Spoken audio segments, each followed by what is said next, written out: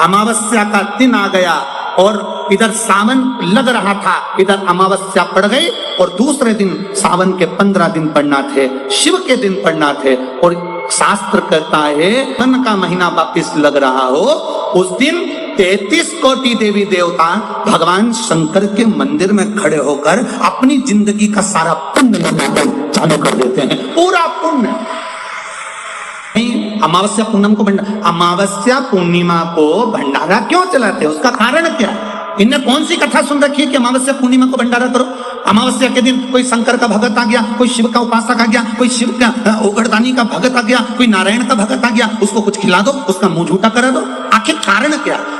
बड़े बड़े घरों में ब्राह्मणों को निमंत्रण दिया जाता है, अमावस्या पंडित जी आ जाना, भोजन कर जाना, पूर्णिमा पंडित जी आ जाना, भोजन कर जाना, पूर्णिमा के दिन कथा कर जाना, अमावस्या के दिन कथा कर जाना। अमावस पूनम का ऐसा योग क्यों बनता है? उसका कारण केवल एक, शिव महापुराण की कथा कर रही है।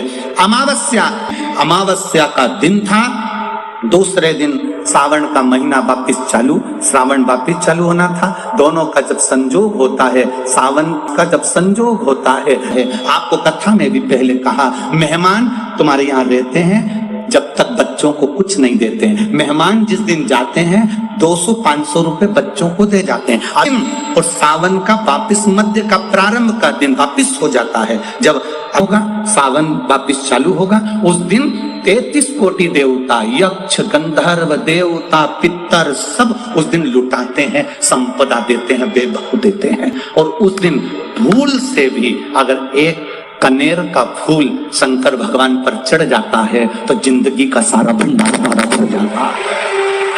एक पुष्प,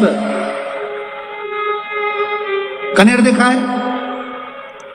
पंचपुष्प शिव महापुराण की कथा बाकी है पहले, उसमें कनेर के फूल का भी दर्शन कराया था। ये रोड के ज्यादातर लोग ये कनेर का जो फूल है ना रोड के बीच में लगा देते, क्योंकि उसको जानवर भी नहीं खाता, पशु भी नहीं खाता, पक्षी भी नहीं खाता, जहरीला लगता होता, पीले कलर का होता, लंबा, काम भी कुछ नहीं आता। बस वो कनेर का फूल, और आंधी तूफान पानी गिरता है तो जमीन पे टपक जाते, ढेर सारे गिर जाते। देखे कि देखे?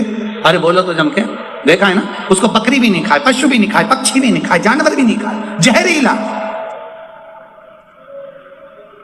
कनेर का पीला पुष्प। भूलवश आज राजा नल और दमयंती जा रहे थे, उनको फूल नहीं मिले, शिव जी को समर्पित करने के लिए कोई पुष्प ना मिला। इनको अंदाजा नहीं है क्या दूसरे दिन सावन का वापिस मिलन है। इनको नहीं ज्ञात था कि 33 कोटि देवता अपना भंडार लुटाने के लिए तैयार रहते हैं। 33 कोटि देवता भूलवश चढ़ गया, भूलवश अनायास, मालूम नहीं है कि कनेर का पुष्प चढ़ गया। अब इनको पुष्प ना मिला, पुष्प ना मिला, ना मिलने पर इन्होंने देखा मार्ग से जाते जाते इस पुष्प पर ना पक्षी बैठ रहा है, ना पशु बैठ रहा है, ना इसको कोई खा रहा है, ना कोई जान रहा है। पुष्प देखा, कनेर का पुष्प सम्मुख था, छीना और उठाकर उस दमयंती ने अपने पति नल को दिया। नल ने वो पुष्प देवाधिदेव महादेव को समर्पित किया। समर्पित करा हुआ पुष्प नीचे गिर गया। नीचे गिरा तो वो गिरता हुआ पुष्प अशोक सुंदरी वाली जगह पर जाकर टिक गया। तब अशोक सुंदरी ने देवाधिदेव महादेव से कहा, पिताजी इसने पुष्प मुझे दिया है। शिव कहते हैं ये पुष्प जो मुझे प्राप्त हुआ था मैंने तुझे दिया था। ये स्थान देवी का हस्त कमल है। आज का दिन 33 कोटि देवता अपना भंडार, अपना पुण्य मनुष्य को देते हैं, इसलिए आज तुम पुण्य दीजिए। सब देवताओं ने मिलकर जब पुण्य दिया, नल का सड़ता हुआ शरीर, काला पड़ा शरीर, रोग से ग्रसित शरीर नल का ठीक हो गया और जो पुष्कर ने धन लिया था वो वापिस राजा नल को प्राप्त हो गया। पंचमी, अष्टमी, एकादशी, प्रदोष, शिवरात्रि, अमावस्या, पूर्णिमा, इस दिन ये 7 दिवस आपको बताए थे और कहा गया था कि 5-5 दिए लगाना शाम के समय पर। बन सके उन दिए को लंबी बाती का, कौन सी बाती का? जम के बोलो जरा, लंबी बाती का। आपको पहले भी कथा में कहा, लंबी बाती का जो दिया होता है,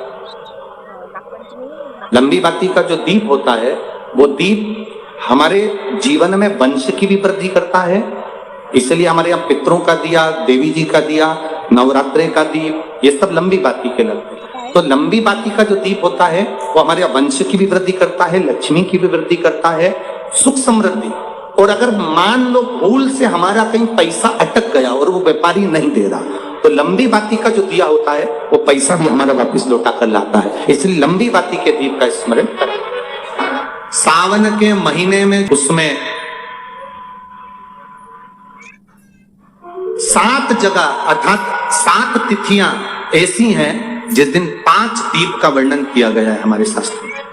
अब बहुत सावधानी से सुनिएगा।